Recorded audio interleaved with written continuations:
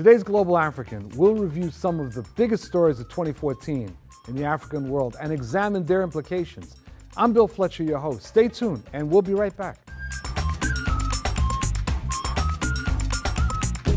From the removal of Blaise Compaoré, Burkina Faso's dictator of 29 years, to the outbreak of the deadly Ebola virus in several West African nations, to the street protests in the United States against police brutality, to the re-election of President Dilma Rousseff in Brazil, to the launch of the United Nations Decade for the People of African Descent, and to the historic announcement of the normalization relations between the United States and Cuba, the year 2014 will be remembered by historians as a year of earth-shaking events.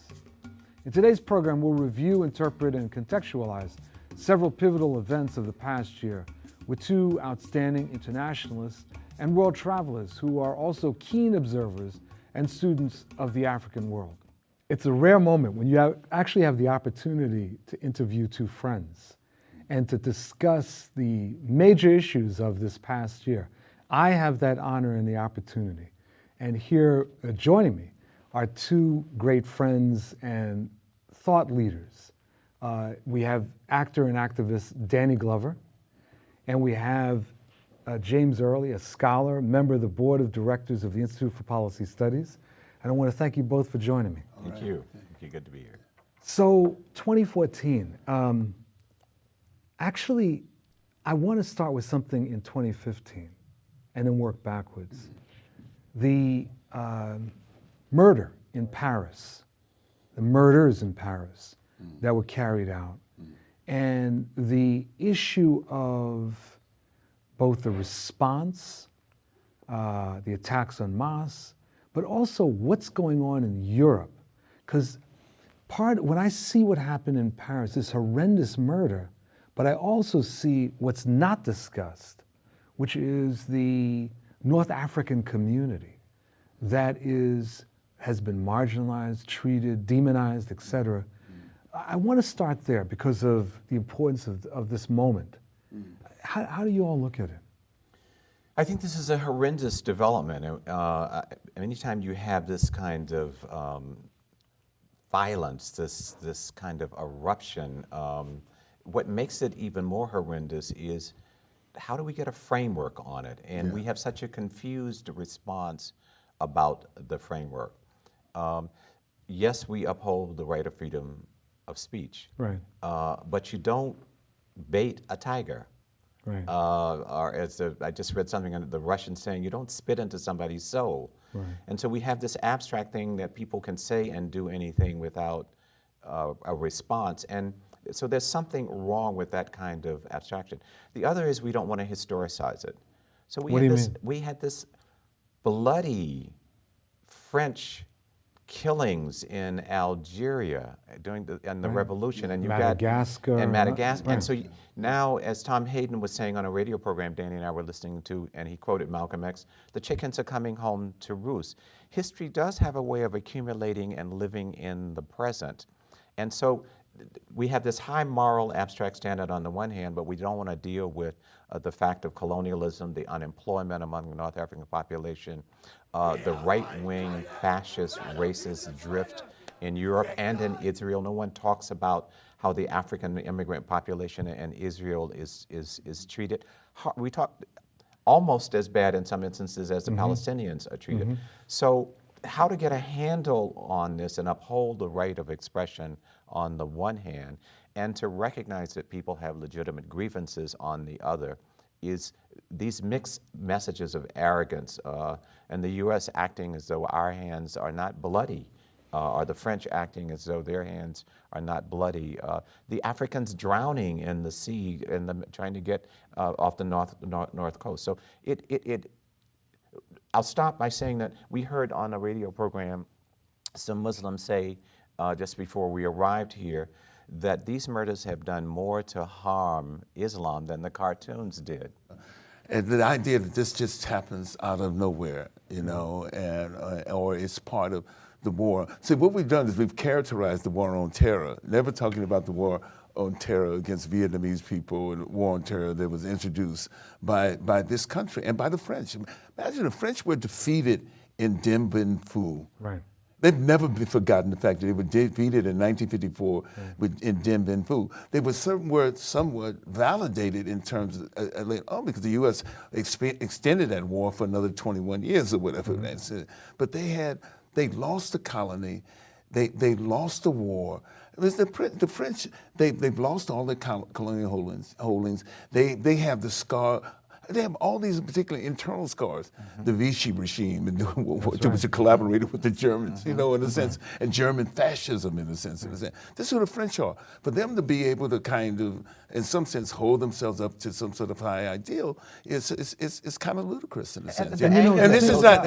We're not in any way justifying the action itself. It's horrible. But this is horrible action. That's right. And in fact, the fact that most feel that this particular moment, given the far right extension and given the kind of attack on Islamophobia, whatever, all this is going to be increased in some sort of way. So what happens in the interim? What happens in that process? What happens is that for all of a sudden we're in a situation where all those kind of ways, surveillances and all the other kind of things increase, the militarization that has been going on. And this internally in this country and around the world increase, the whole question of borders and immigration, all that becomes intensified in a different kind of way. And these are issues that we were brought up in with the World Social Forum. And those issues 14 years ago now, almost 14 years ago. And this feeds anger and frustration and the crazy people that we have in each of our communities. Take Obama. The racist attacks on the first black president of the United States, about which he will not really reveal to us. Any intelligent person gets angry and upset, and if you're black, you get particularly angry and upset. And if you are bent on some fringe kind of thing, so we're just feeding this kind of eruption. There are many white Americans who seethe at the racism that's directed at the man in the White House. And so then you get these eruptions. And when you have these white fascists in the United States, some in the United States Congress walking around saying that they're David Duke without the baggage, that scares me, that angers me, that makes me want to go into a offensive mode as a part of my defense. And I think people with part of the response, it seems to me, particularly in this matter, is that I believe progressives are actually called upon to speak out very, very clearly and point out the hypocrisy that is contained in Islamophobia. I mean, in other words, the fact that people would begin revenge attacks en masse, right? Were there revenge attacks on Christian churches after Oklahoma City? Right? Were there revenge attacks after the Klan lynched various people, right? Were there revenge? Did anyone draw any conclusions about Christianity based on the KKK, right? And no, in fact, people end up explaining it away or even ignoring the theology. Dishonest. Right? But when it comes to a Muslim, Muslim engages in this. And now, at the same time that this is going on in France, we have a massacre carried out in Nigeria by Boko Haram. Both the same thing. Right? And the issue of Boko Haram was a major issue in 2014. And I'm just curious how you look at that phenomenon of Boko Haram, because it didn't seem like the Nigerian government had a very coherent strategy for addressing this. But let's deal with the history of Boko Haram. First of all, it started out as a nonviolent movement, in a sense, and the government attacked. In fact, its charismatic leader was assassinated. It was a political assassination of the charismatic leader of Boko Haram. But it started as a movement around justice.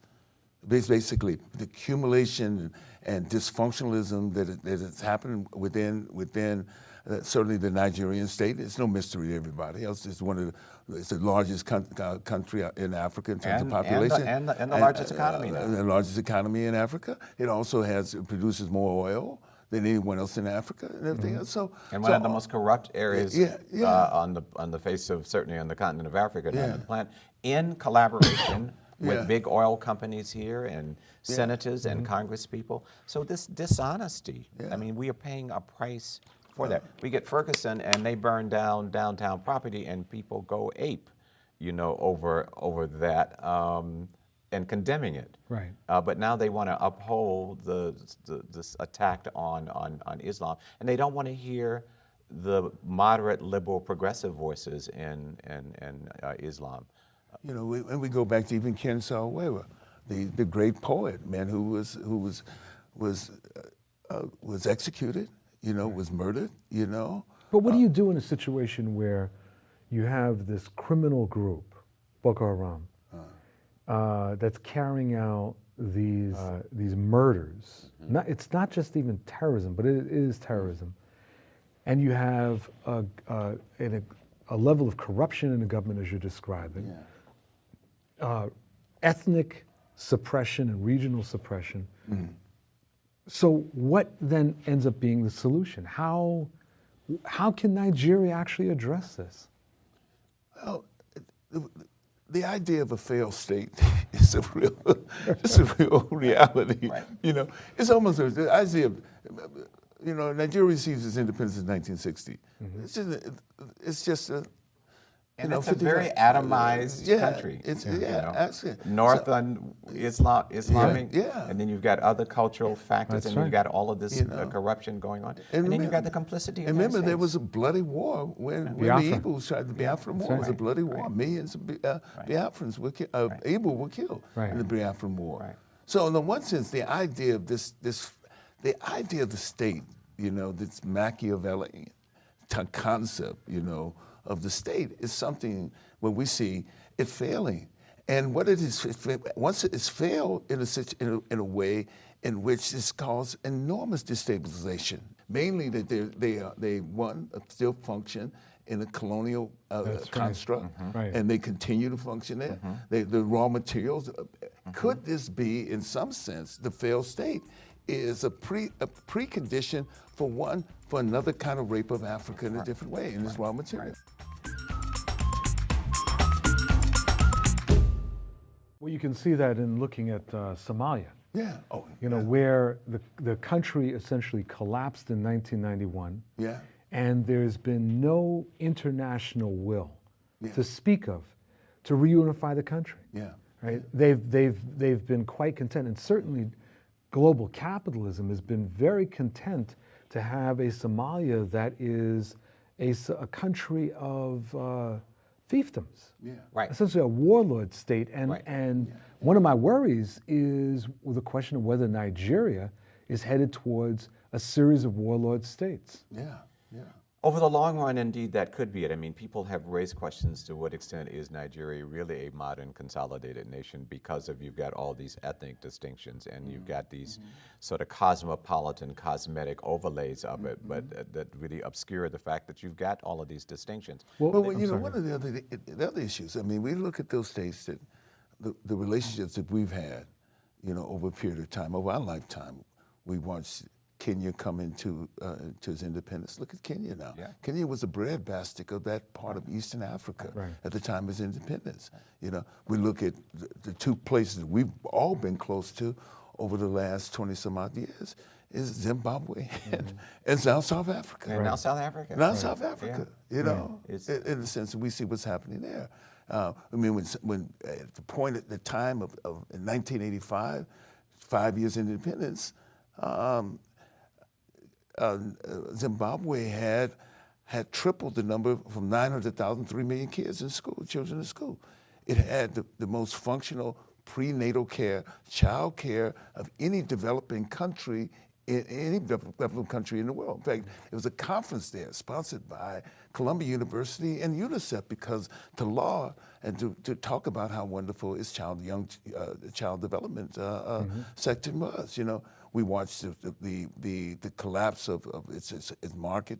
I remember I was there when they had maize there, which is salsa. Is their it had been for centuries white, for hundreds of years white. Now it's yellow because they're importing Iowa corn and whatever, something like that. Oh, you see what's happening in South Africa now? Right. Well, you have 35% unemployment in South Africa after the promise that we saw at a moment. What happens in this process is the question that we need to ask. What do we look at in terms of is the social structures, the continuation of the patterns of colonialism that's continued. And of black apartheid, greed. And black greed. You know, we can't just take everything back to, well, you know, there was slavery and there was right. colonialism. Yeah, And there are certainly elements of that still operate Yeah, in our black life. greed. But they are well-educated, mature black people, some of them who used to be in the deepest and most be profound revolutionaries. progressives, That's who are right. now saying, call the police. Right. And as a result of that, they're shooting down Well, black writers. Maracana.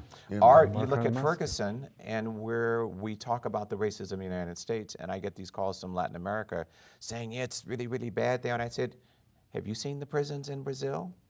Yeah. When Mr. Belafonte went with us to Venezuela, Yeah. the second thing he asked Hugo Chavez, he says, by the way, I would like to go to a prison. He said, you'd like to go to a prison? And he smiled. He says, yes, I want to see my peeps. Yeah. As a way of saying, you go to Cuba, 50-some% of the prisons look like us. Look like us. These are questions that we have to be more mature and honest about, Thank you, even thank as you. we embrace Thank you. the profound development in a place like Cuba and the important role that a place like Brazil plays, and certainly an important role that Venezuela has played. Let's go to this side of the Atlantic. Ferguson, the Black Lives Matter movement. Did either of you expect to see something like that? I can't say I did. I mean, I'm not surprised by it. You know what I'm saying?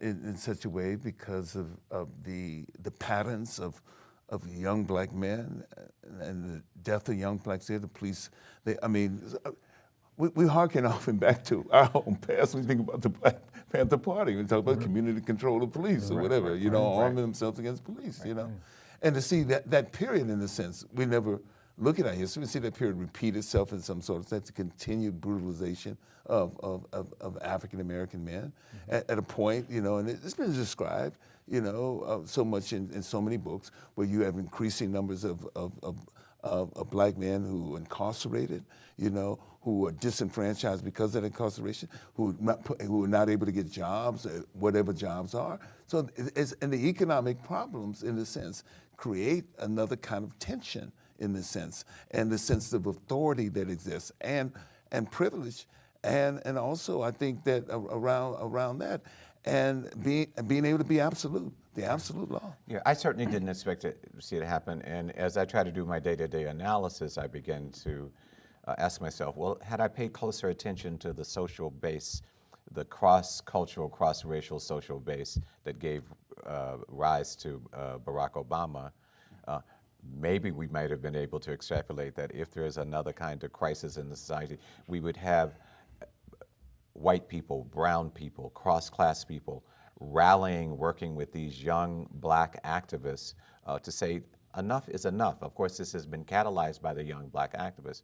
I did not anticipate that we would have the kind of generational leadership divide that is going on. Of course, we were all young black militants with our hearts beating and railing against the older generation. But this is a more mature critique of the older generation. This is not just youth hearts thumping, sort of erratically. There is obviously some of that, but there is a more conscious analytical element on the part of these young black people embedded in these communities who are very conscious and analytical about what's going on. And I would not have anticipated that. And I think it's very instructional to us. How do we find our complementary role to that? And of course, the divide about Oprah and the divide about Al Sharpton that's coming up should be instructive to us, some of us older people, of how do we, because the youth are inviting us in if we want to complement, but they're saying you can't be a substitute for us. But no, I would not have anticipated. Well, one of the things, and talk about that maturity, man.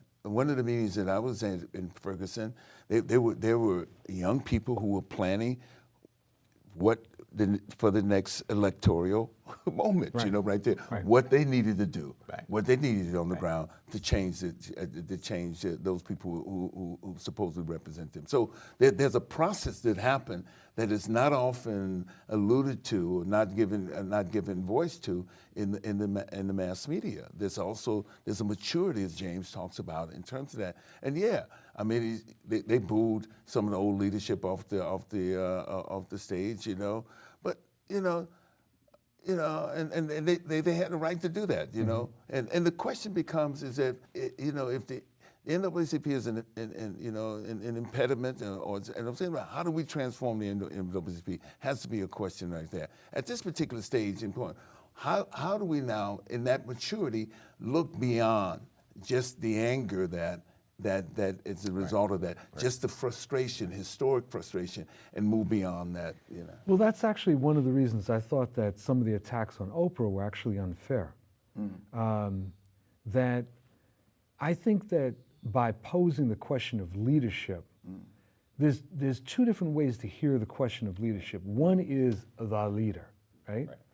And then another is leadership, direction, strategy, right?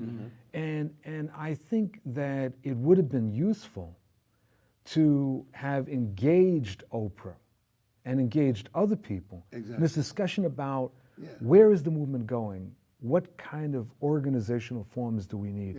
How do we build up and support new leadership? Much in the same way that that discussion needed to happen around the Occupy movement. I totally agree with you. I totally agree with you. And you know, we all have our limitations, and often they're generational limitations. And you know, I don't know Oprah. I don't watch her show. My sense is that Oprah's doing the best she can with where she came from in terms of social activism and what she understood and the icons that she holds up. The most poignant critique that I heard, and because, you know, youth and some old people will say things that we later regret or that don't really take us anywhere. But one of the young people said, you know, what are you talking about? Why don't you invite us on your show to talk about this? And I thought, in there is engagement. Now, the question is, will Oprah and her people take the more mature stance and say, let's have a side discussion with them and say, yes, I said what I said. I either hold on to some of it, I listened, I heard something else, I've changed some of it. But tell me, what is it that you think I missed? That's right. Which is not a personal dialogue between me and you, but it's a broader social thing, because Oprah is actually using an analytical perspective about the civil rights movement. This is not Oprah trying to play historian. It's a political issue. Exactly. It's not just a generational thing. It's a political issue that needs to be sort of interrogated. Exactly. And the thing that's interesting, one of the things that that really does relate to generation is precisely the question of our generation, the baby boomers, frequently don't want to give up leadership. We really, I mean, this is something I remember going in the Black Radical Congress, in the efforts that there was this struggle where a number, you'd see baby boomers frequently wanting one more grasp at the ring. And I think that some of the young people that emerged in the Black Lives Matter movement, they feel that, and then that gets sort of interlocked with this issue of political differences, you know? One of my personal prides, one of my few personal prides, is I won this battle with myself many, many years ago when I started to say, I'm a reluctant follower, which means I think I know how to lead, but I am really struggling to try to figure out, how do I find my complementary role in this? And if I need to bolt, I know how to do that. I want to thank you both, and I want to thank you for joining us for this episode of The Global African. I'm your host, Bill Fletcher, and we will see you again next time. Thanks a lot.